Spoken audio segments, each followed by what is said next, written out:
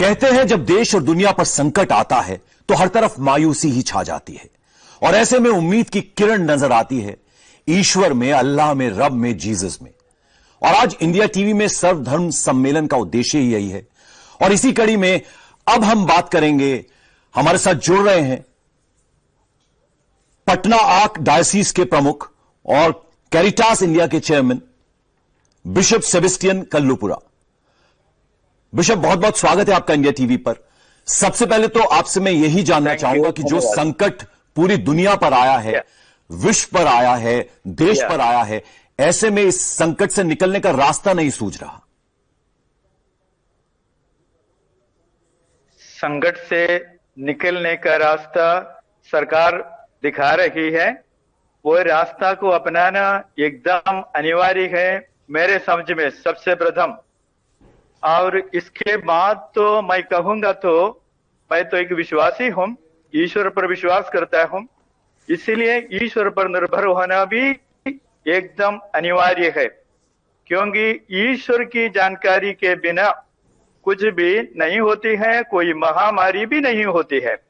और इस स्थिति में सरकार के नियमों का जो निर्देशन है उन सब का पालन करना, साथ साथ ईश्वर की ओर बढ़ाना और जितने हो सके अपने भाई बहनों की सेवा करते हुए अपने धार्मिक जीवन का जो मूल है, जो इसको जीने के लिए भी सीखना इन दिनों, वही तो मैं चाहता हूं। बिशप, ये जो संकट आया है पूरी दुनिया के ऊपर, कितने लोग ऐसे में उनकी मौत हुई है, क्या इस तरह की संकट जो आएगा, इस तरह का जिक्र कहीं बाइबल में था?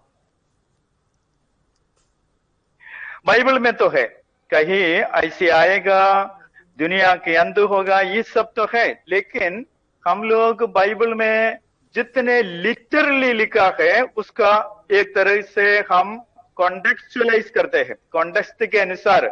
इसका मतलब जब दुनिया में बुराई फैल जाती है, व्यक्तियों में या मनुष्यों में एक तरह से घमंड भर जाता है, अपने आप को सोचते हैं कि मैं ही सब कुछ हूं, और ऐसे सोचते हुए जब लोग अपने रास्ता छोड़कर और मानवीयता से हटकर अपना स्वार्थ जीवन जीना शुरू करते हैं, तब ऐसी घटनाएं आना संभव है। कल से रिलीजियस प्लेसेस खुल गए हैं, तो ऐसे में आराधना पूजा का तरीका कैसा होगा और उसके लिए आपके धर्म ने किस तरह की तैयारियां कर रखी हैं, गिरजों की अगर हम बात करें तो? देखिए भाई साहब, देखिए एक तरह से पूरी दुनिया में खबला जैसा है, घबराहट फैला हुआ है, संभ्रांति है। इस समय में लोगों को ईश्वर के पास जाना एकदम अनिवार्य है, जरूरत पड़ता है। अपने जीवन को थोड़ा सा निराशा से हटाकर आशा में, दिलासा में लाने के लिए ईश्वर के पास जाना एकदम जरूरी है, वो सब जरूरी। लेकिन अभी तो सरकार की ओर से छूट है। सब तो एक बात, अगर नियम के अनुसार जो निर्देश दिया है उसी के अनुसार ये आराधना सब अपनी अपनी जगह पर जाकर मंदिरों में, गिरजाघरों में, मस्जिद में कर सकते हैं तो ठीक, नहीं है तो इसी समय है व्यक्ति को एक तरह से अपने आप को थोड़ा सुधारना, धार्मिक जीवन में भी। देखिए, धार्मिक जीवन आध्यात्मिक जीवन में परिवर्तित होना एकदम अनिवार्य है, आध्यात्मिकता में परिवर्तित होना जरूरी। बहुत अच्छी बात बिशप आप कर रहे हैं जी, बहुत अच्छी बात आप कर रहे हैं। आपसे मैं जानना चाहूंगा, जब ये लॉकडाउन रहा, चर्च बंद रहे, लेकिन फिर भी कैरिटास का जिक्र करना चाहूंगा, वेटिकन की एक संस्था है ये, 1 करोड़ लोगों को आप लोगों ने खाना खिलाया, कैसे संभव हो पाया ये सब? देखिए, जब जरूरत पड़ता है तो लोगों के पास हाथ बटाते हैं, उसके लिए ईश्वर क्षमता शक्ति देती है। लोगों को उदारता के लिए एक तरह से ईश्वर भी प्रेरणा देते हैं। बात यही है, हम लोगों ने वैसा ही किया है। मैं यहाँ पर जिस कमरा में मैं बैठा हूं, हमारे इलाके में मैं नहीं, हम उतने धनी संपत्ति व्यक्ति नहीं हूं, मैं नहीं हूं। और लेकिन हम लोगों ने सोचा अगल बगल के लोगों को किसी हालत में भूखा नहीं छोड़ना है, इसीलिए मैंने जाकर भीख मांगा अगल बगल के लोगों के पास, जिसके पास है, और उनसे, वे लोग भी उधार थे, उनसे मदद लेकर मैंने खुद, मेरे नेतृत्व में बहुत सारे लोगों को, करीब 5,000 से अधिक परिवारों को हम लोगों ने इस इलाके में भोजन दिया है सरकार से मिलकर।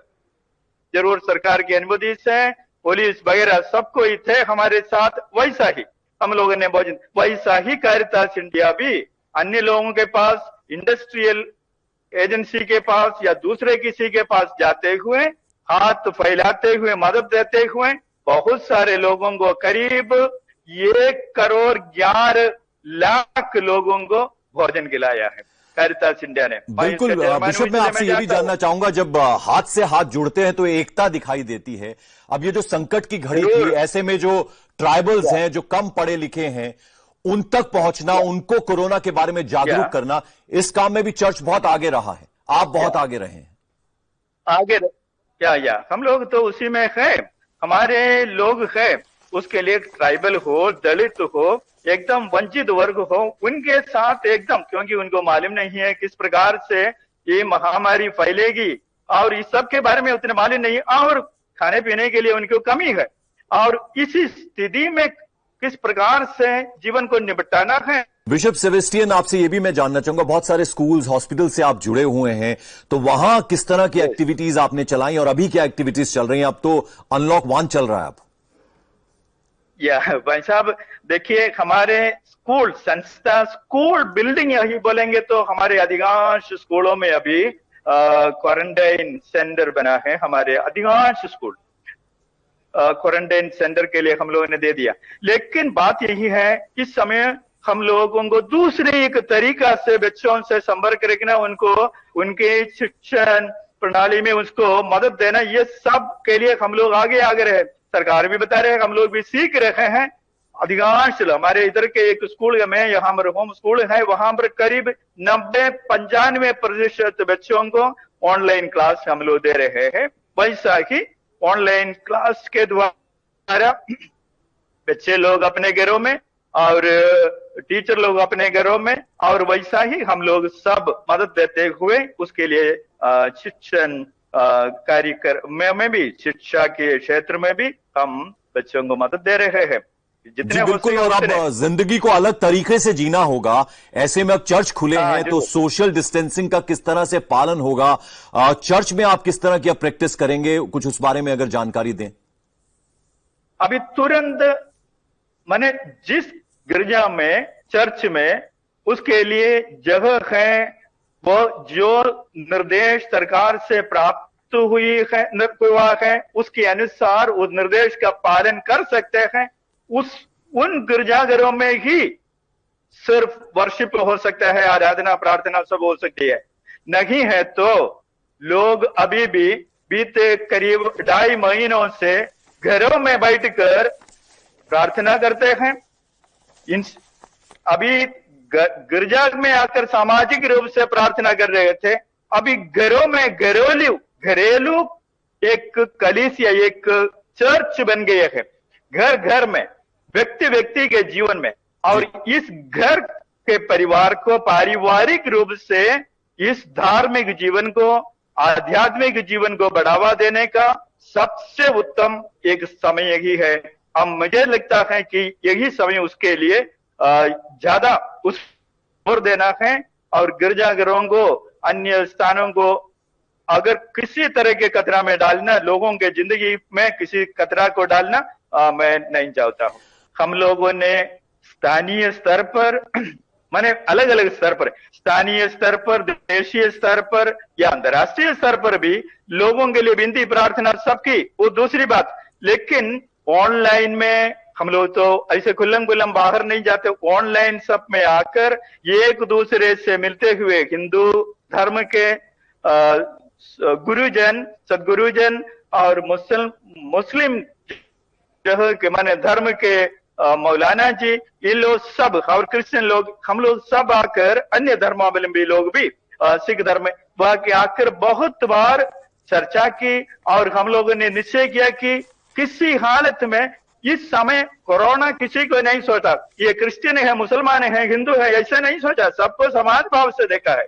ये समान भाव जो हमको अभी प्राप्त हुआ है, इसमें जीने के लिए, इसी में सेवा भाव को बढ़ाने के लिए हम लोगों ने निर्णय लिया है। मौत का डर सबसे बड़ा डर होता है, उन लोगों से क्या कहना चाहेंगे? डर तो है। एक चीज है, इसी डर की बात, सबसे प्रथम बात यही है कि मैं कहूंगा कि सरकार जो नियम हमारे सामने जो निर्देश रखते हैं उसका पालन करना है, या मेडिकल सेक्टर की ओर से हमको जो कुछ मार्गनिर्देश सब मिलता है उसको पालन करना है। और दूसरी बात, अभी हम सबों को एक चीज मालूम होना चाहिए कि मैं मेरा जीवन का अधिपति नहीं हूं। मेरे जीवन का, मैं एक विश्वासी होने के कारण, ईश्वर पर विश्वास करने वाले एक व्यक्ति होने के कारण मैं बता रहा हूं कि कुछ हम लोगों को चाहिए, अधिकांश ईश्वर पर छोड़ देना भाई, ये तो एकदम जरूरी है। हम कुछ घबराने की बात नहीं, कुछ जीवन में कष्ट तकलीफ होगा, कुछ पतन होगा, एक नया जीवन, एक नया युग, नया सोच विचार, ये सब होने वाली है दुनिया में। ये बात ईश्वर हमको बता रहे हैं। चलिए, आप नेक काम करते रहिए, मानवता की सेवा करते रहिए, और यही जीसस की सच्ची सेवा है। बहुत बहुत शुक्रिया बिशप सेबेस्टियन कल्लूपुरा, इंडिया टीवी से बात करने के लिए। Thank you very much, thank you.